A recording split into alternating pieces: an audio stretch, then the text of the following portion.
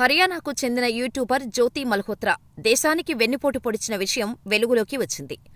భారత సున్నిత సమాచారాన్ని పాకిస్తాన్ గూఢచర సంస్థ ఐఎస్ఐ సభ్యులకు చేరవేసినట్టు అంగీకరించింది.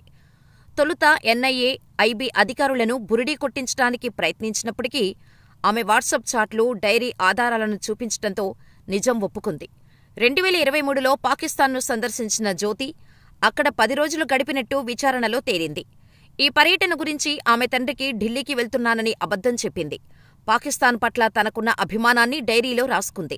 అంతేకాకుండా పహల్గాం ఘటనకు 3 నెలల ముందు కూడా జ్యోతి అక్కడికి వెళ్లిందని, అక్కడి సమాచారాన్ని కూడా పాకిస్తాన్కు చేరవేసిందని అధికారులు ప్రాథమికంగా నిర్ధారించారు. పహల్గాం ఘటన తర్వాత బ్లాకౌట్, పంజాబ్, హర్యానా సరిహద్దు వద్ద భద్రతా బలగాల మోహరింపు వంటి కీలక సమాచారాన్ని వీడియోల రూపంలో తీసి సీక్రెట్ కోడ్లో పాకిస్తాన్కు పంపినట్టు బయటపడింది. పాకిస్తానీ ఎంబసీకి చెందిన డానిష్తో జ్యోతికి అఫైర్ ఉందని, లగ్జరీ జీవితం ఆశ చూపి ఆమెను వాడుకున్నారని తేలింది. పాకిస్తాన్కు వెళ్లినప్పుడు అలీ హసన్, షాకీర్, రానా షెహబాజ్ వంటి పలువురిని కలిసింది.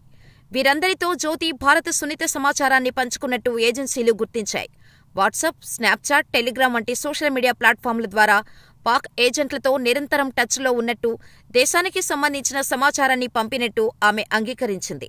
అంతేకాదు, వాట్సాప్ చాట్లు జ్యోతి మల్హోత్రాకు, ఐఎస్ఐ ఏజెంట్ అలీ హసన్కు మధ్య ఉన్న సంబంధాన్ని మరింత లోతుగా తెలియచేస్తున్నాయి. ఆమె కేవలం సమాచారాన్ని అందించడమే కాకుండా వ్యక్తిగతంగా హసన్తో బలమైన భావోద్వేగ సంబంధాన్ని కలిగి ఉందని ఈ చాట్లు స్పష్టం చేస్తున్నాయి. నన్ను పాకిస్తాన్లో పెళ్లి చేసుకోండి అనే ఆమె అభ్యర్థన వారి మధ్య గూఢచర్యానికి మించి ఒక రకమైన హనీ ట్రాప్ వ్యూహం కూడా ఉండవచ్చని సూచిస్తోంది. దర్యాప్తు అధికారులు జ్యోతి మల్హోత్రా మొబైల్ ఫోన్, ల్యాప్టాప్లను స్వాధీనం చేసుకుని లోతుగా పరిశీలిస్తున్నారు. ఆమె ఐఎస్ఐ ఏజెంట్లతో ఎన్క్రిప్ట్ చేసిన ప్లాట్ఫామ్ల ద్వారా కోడ్ భాషలో సంభాషణలు జరిపినట్టు తేలింది. ముఖ్యంగా భారత అండర్ కవర్ ఏజెంట్ల వివరాలు, వారి ఆపరేషన్ల గురించి అలీ హసన్ ఆమెను ప్రశ్నించినట్టు కొన్ని చాట్లలో గుర్తించారు.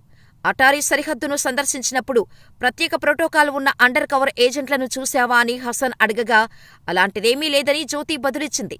ఎవరు ప్రోటోకాల్ పొందుతున్నారో గమనించు, అండర్ కవర్ ఏజెంట్లను గుర్తించడానికి అదే మార్గం అని హసన్ సూచించినట్టు, దానికి జ్యోతి వారంతా తెలివితక్కువ వాళ్లేం కాదు అని సమాధానమిచ్చినట్టు దర్యాప్తులో తేలింది.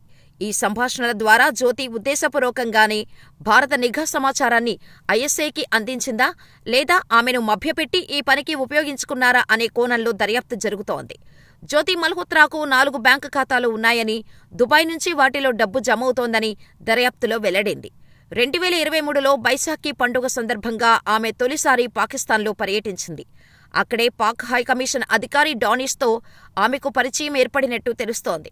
మొదట డానిష్తో ఎలాంటి సంబంధం లేదని బుకాయించినా తర్వాత పొంతనలేని సమాధానాలు ఇస్తున్నట్టు అధికారులు వెల్లడించారు. పహల్గాం ఉగ్రదాడికి ముందు ఆమె పహల్గాంను సందర్శించి వీడియోలు తీసినట్టు కూడా గుర్తించారు.